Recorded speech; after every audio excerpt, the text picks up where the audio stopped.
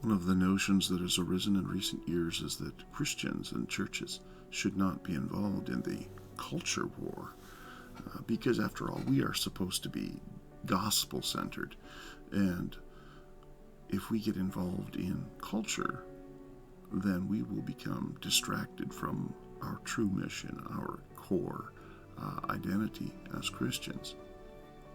The problem with this way of thinking is that it misunderstands the gospel, and it misunderstands what the culture war really is.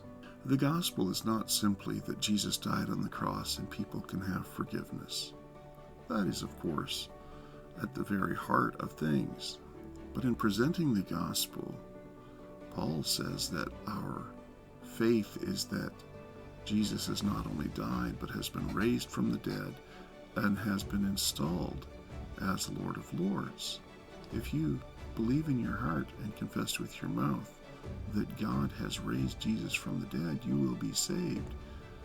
Jesus himself said, "If you love me, keep my commandments." And his commandments are not simply about remembering the cross and thinking about forgiveness. His commandments stretch all the way back to Genesis. The commandments of Jesus include his commandments regarding marriage. The commandments of Jesus include everything that he has spoken. Moreover, we need to understand what culture is. Culture is the working out of the core beliefs of people into various aspects of life, into art, into politics, into business, all sorts of day-to-day things.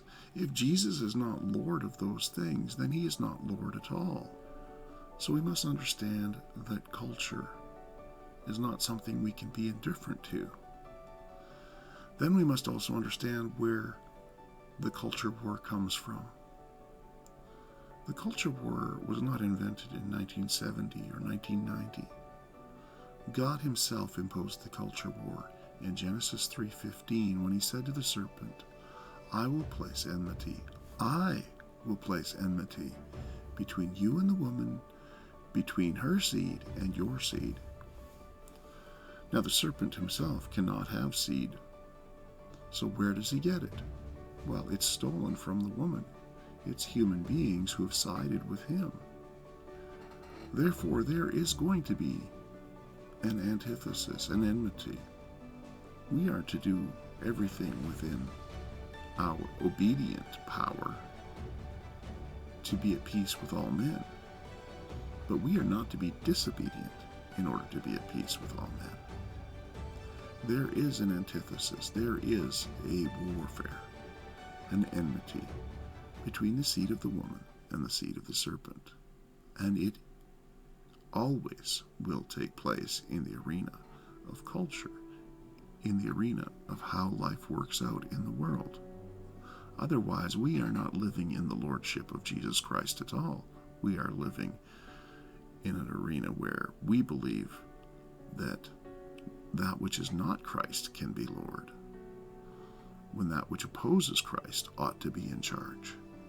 In the book of Revelation, Jesus himself speaks to the churches of Revelation, and several of them he warns that they are about to lose their candlestick. They are, in other words, about to become no churches at all. They will no longer have the temple light given to them.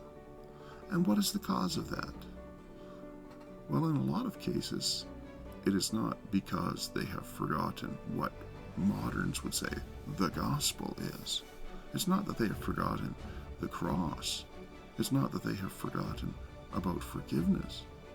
It is rather that they have tolerated the teaching of Balaam. It is that they have tolerated the teaching of Jezebel. Well, what were those things? They have to do with sexual immorality. They have to do with allowing the practice and participation in idolatry. Balaam was a prophet who was approached by Balak, who was worried about the Israelites, a king who said, I need to deal with these people. And so he calls upon Balaam and says, I want you to curse these people. And Balaam, every time he tries to curse Israel, it comes back as a blessing. So finally Balaam says to him, this is not going to work, because God has his blessing upon Israel. You're not going to overcome them in battle this way. But here's what to do. You need to get them to compromise. You need to come to them on the inside. You need to send your women in there and get them to commit sexual immorality and encourage them to worship your gods, to encourage them to worship idols. And then they will be weakened from the inside. And it won't matter that you can't overcome them in battle when God is with them. Similarly with Jezebel. Jezebel was the one who urged Ahab into Baalism in the northern kingdom of Israel, the worship of Baal. And so there was sexual immorality promoted. There was the worship of false gods. The culture war is not an indifferent thing, nor it is something that we can avoid.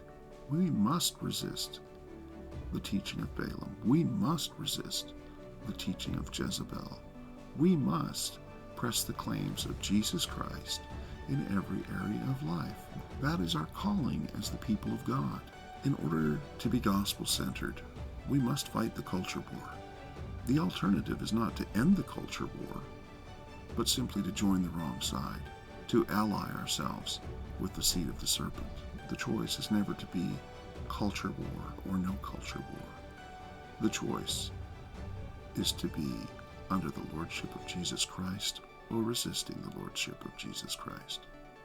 Now, to be sure, not everybody is called to be Elijah.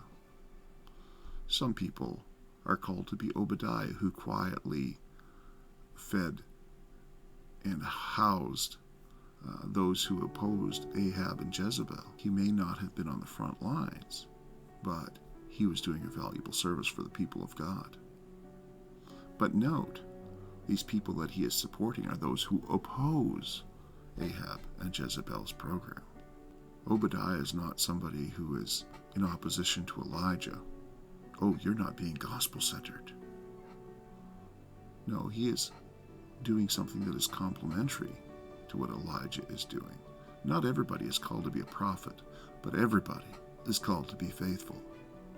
Now, to be sure as well, we must make clear that the weapons of our warfare are not carnal, and that means that when we engage in the culture war, how we engage is also important.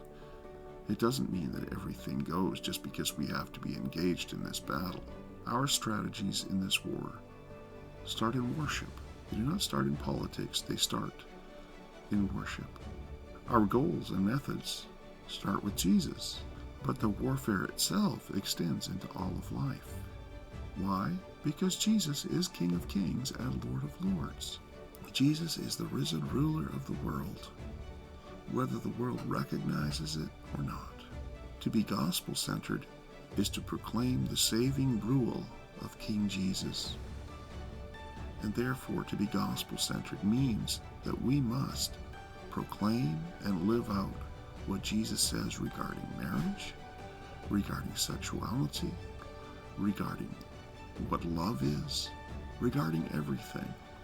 Being gospel-centered means that we are committed to proclaiming and living out the full counsel of God.